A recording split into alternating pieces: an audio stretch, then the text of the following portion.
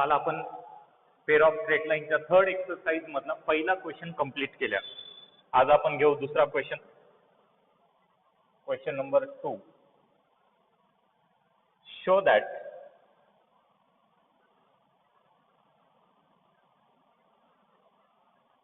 that equation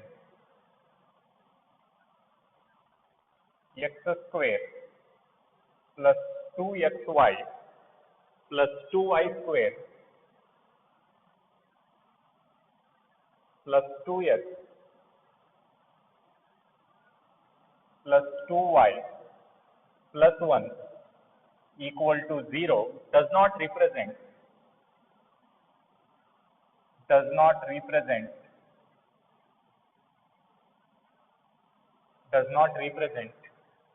a pair of lines,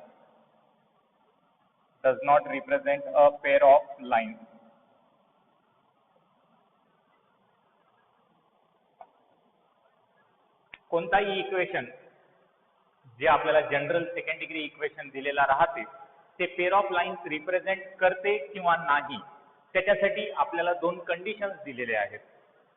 पहिली condition आहे ABC plus 2FGH minus AF square minus BG square minus CH square equal to 0. हे equation आपल्याला equal to 0 आलं पाहिजे, किंवा याच्या ऐवजी तुम्ही एक डिटर्मिनंट सॉल्व करू शकता. AHG HBF GFC ही आहे पहिली कंडिशन, आणि h square minus AB greater than equal to 0 आलं पाहिजे. हे दोन कंडिशन जर सॅटिस्फाय झाले, given equation pair of lines represent करते. आता आपण बघू, आपल्याला तर प्रूव्ह करायचंय, काय आणायचंय तरी माहितच आहे. Does not represent pair of lines आहे. डज नॉट रिप्रेझेंट म्हणजे काय? या दोन्ही पैकी कोणताही एक कंडिशन सॅटिस्फाय होईना किंवा दोन्ही कंडिशन सॅटिस्फाय होईना. तसं जर होत नसतील तर हे equation pair of lines represent करत नाही. आणि पेअर ऑफ लाईन्स रिप्रेझेंट करत असेल तर दोन्ही कंडिशन सॅटिस्फाय करतात. लक्षात असू द्या. Given equation is, joint equation म्हणण्याऐवजी सध्याला आपण इक्वेशनच म्हणू, कारण अजून आपल्याला माहित नाही ते पेअर ऑफ लाईन्सचं कंबाईंड इक्वेशन आहे का नाही म्हणून. Given equation is x square plus 2xy plus 2y square plus 2x plus 2y plus 1 equal to 0. याला आपण जनरल सेकंड डिग्री इक्वेशन सोबत कंपेअर करू. On comparing with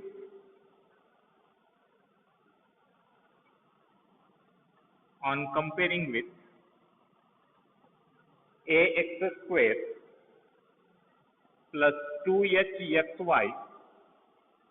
plus by square plus 2gx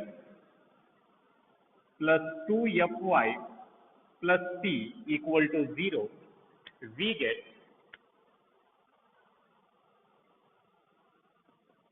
a equal to 1, 2h equal to 2 आहे, याचा अर्थ h equal to 1, b equal to 2, 2g च्या जागी 2 आहे म्हणजे g च्या जागी 1, 2f equal to 2 म्हणजे f च्या जागी 1, आणि c equal to 1.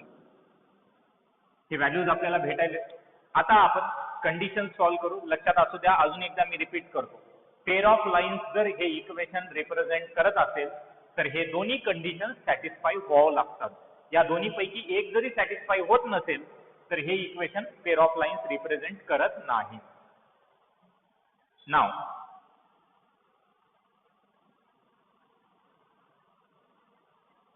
ABC, तुम्ही डिटर्मिनंट सॉल्व करा काय हे सॉल्व करा, दोन्हीचा अर्थ एकच आहे.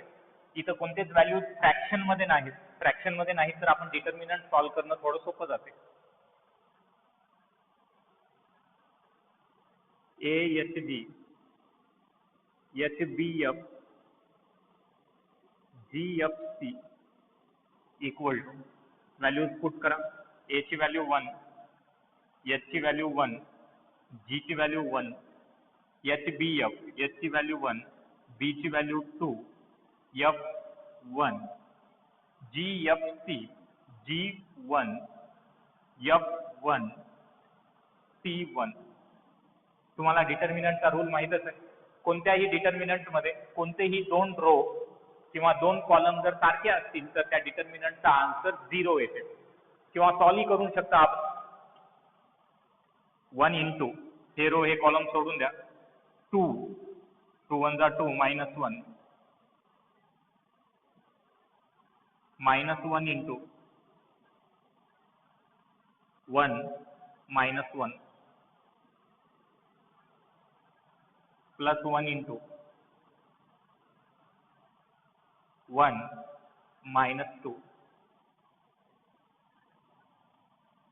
1 इंटू 2 मायनस 1 येईल 1, 1 मायनस 1 0, 0 इंटू मायनस 1 ते होईल 0, प्लस 1 इंटू 1 मायनस 2 मायनस 1 ते होईल 1 minus 1 equal to 0.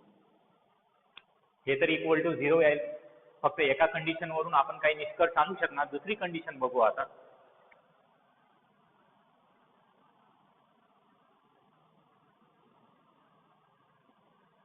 H square minus A बी.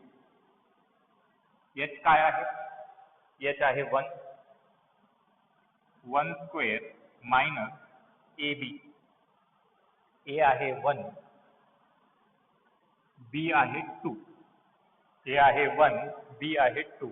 हे होईल 1 मायनस 2. 1 मायनस 2 येते मायनस 1. आपल्याला तर काय पाहिजे? H square minus A B greater than equal to पाहिजे, which is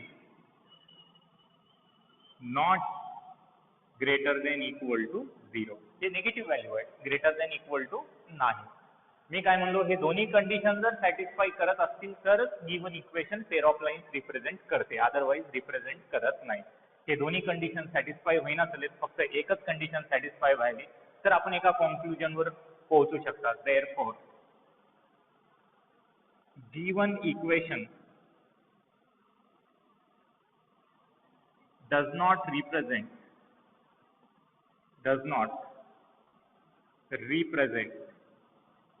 a pair of lines, does not represent a pair of lines. चला देऊन घ्या.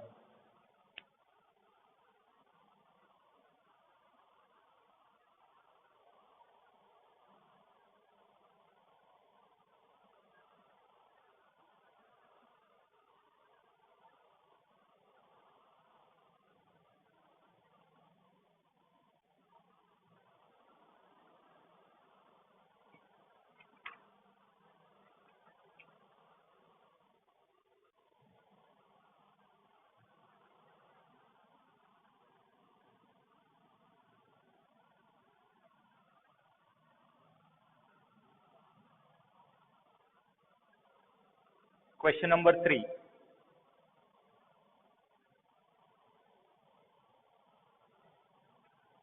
Show that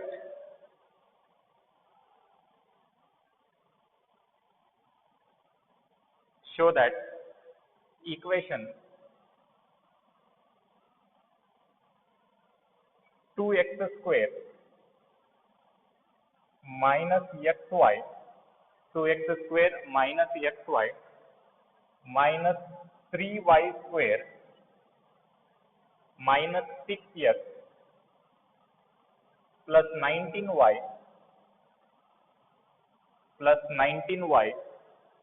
minus 20 equal to 0.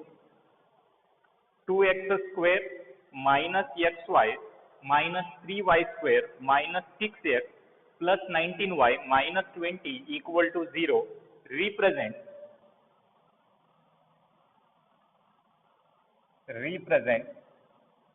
a pair of lines, represents a pair of lines.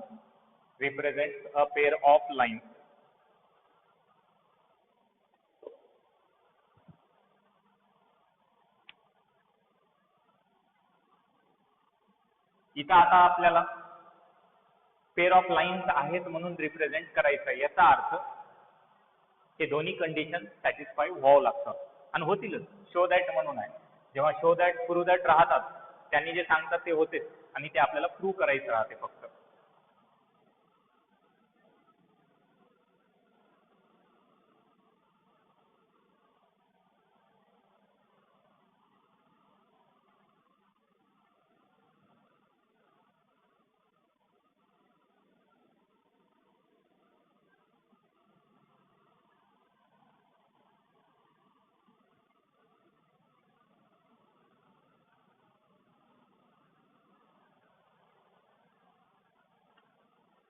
given equation is, given equation आहे 2x square minus xy minus 3y square minus 6x plus 19y minus 20 equal to 0. याला general second degree equation सोबत आपण compare करू. On comparing with